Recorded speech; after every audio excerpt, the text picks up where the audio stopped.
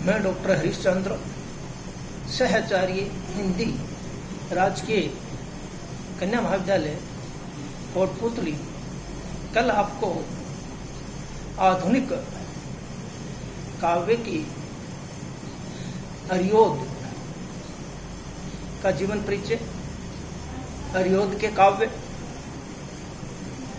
लेखन आदि के बारे में बताया गया। अब आपको कि जो पद्य उन्होंने लिखा है या अन्य कवियों ने लिखा है, उसको या उसकी व्याख्या जो है किस प्रकार से की जाती है, वो बहुत जरूरी है विद्यार्थियों को, क्योंकि उसके बगैर व्याख्या करना बहुत मुश्किल है। ये विभिन्न प्राध्यापक अपने अनुसार बताते हैं। मैं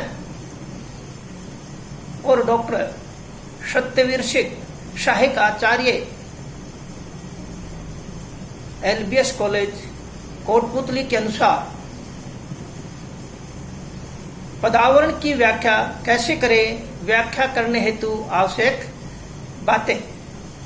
किसी भी पदावरण की व्याख्या के लिए सर्वप्रथम उसे हम 3 भागों में अलग अलग रेखांकित कर सकते हैं, क्योंकि उसको क्या करते हैं, अलग अलग भागों में उसको विभाजित कर दी जाती है। विभाजित नहीं करेंगे तो जो व्याख्या है वो नहीं हो सकती। इनका संक्षिप्त है। नंबर 1 प्रसंग या सप्रसंग, संदर्भ, ससंदर्भ। दूसरा है व्याख्या, तीसरा है विशेष और टिप्पणी। ये तीनों व्याख्या का महत्वपूर्ण अंग है। इनके बगैर व्याख्या करना असंभव है।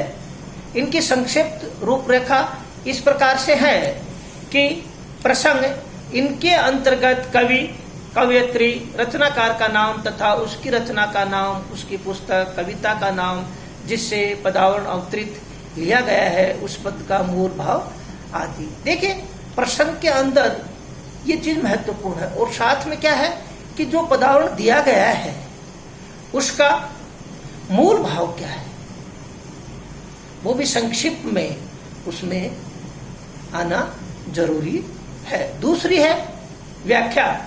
इसके अंतर्गत अवतरित पद का विशेष विश्लेषण आज की मानक तथा परिनिष्ठ हिंदी में किया जाए।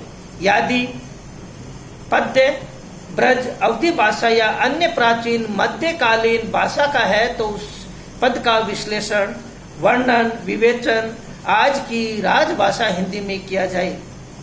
राजभाषा हिंदी खड़ी बोली का विकसित परिनिष्ठ तथा मानक रूप है, जिसे हम व्याकरण में देखते हैं। उसी में प्रस्तुत पद का विस्तार से वर्णन, विवेचन करना अपेक्षित है, जिसमें उस पद के मूल भाव से छेड़छाड़ नहीं होनी चाहिए। मूल भाव उसे विवेचन में आना बहुत ही आवश्यक। उसका जो पद का मूल भाव है उससे छेड़छाड़ नहीं की जा सकती, क्योंकि छेड़छाड़ करने से क्या है, उसका जो अर्थ है वो अलग हो सकता है, और उसका जो मूल भाव की उसकी विवेचना है वो आना बहुत जरूरी है, आवश्यक है। वो जब नहीं आती है तो व्याख्या नहीं होती है। टिप्पणी जो है, इसके अंतर्गत हमें प्रस्तुत पद में निम्न काव्यांगों को खोजना है। रस प्रयोग, पद में प्रयुक्त रस का नाम, रस के विभाव, अनुभाव, संचारी भाव की प्रयुक्त यदि किसी शब्द का शब्दांश में होता है तो उसकी भी उल्लेख अपेक्षित है। काव्य रीति, पद में कौन सी काव्य रीति का प्रतिफलन हुआ है। काव्य गुण, पद में कौन सी काव्य गुण का प्रयोग हुआ है। काव्य दोष, यदि पद्य के किसी भाग में शब्दगत या अर्थगत दोष है तो उसे स्पष्ट किया जाए। शब्द शक्ति, यदि पद में शब्द शक्ति का प्रयोग हुआ है तो उसका नाम और उस अंश का उल्लेख जिसमें शब्द शक्ति प्रयुक्त हुई है। अलंकार, कौन सा अलंकार का प्रयोग किस शब्द, शब्दांश तथा पंक्ति में हुआ है उसका उल्लेख किया जाना चाहिए। छंद, पदावतरण में कौन सा छंद प्रयुक्त हुआ है, यदि किसी छंद का प्रयोग नहीं हो तो मुक्त छंद होगा, यह बताया जाए। भाषा, पदावतरण में प्रयुक्त भाषा, बोली, उपबोली का नाम लिखा जाए। ये टिप्पणी में विशेष है। टिप्पणी में ये चीज खोज के, देख के आपको लिखना है, जिससे क्या है कि व्याख्या का जो रूप है वो और भी अधिक बढ़ जाता है। तो व्याख्या के लिए जो तीन चीज है, प्रसंग, व्याख्या, विशेष, ये बहुत जरूरी है। जब तक क्या है इन चीजों का गहन से अध्ययन नहीं करेंगे, उसका भाव है, भाव को आप नहीं बताएंगे, जब तक क्या है कि व्याख्या नहीं हो सकती। जय हिंद, जय भारत।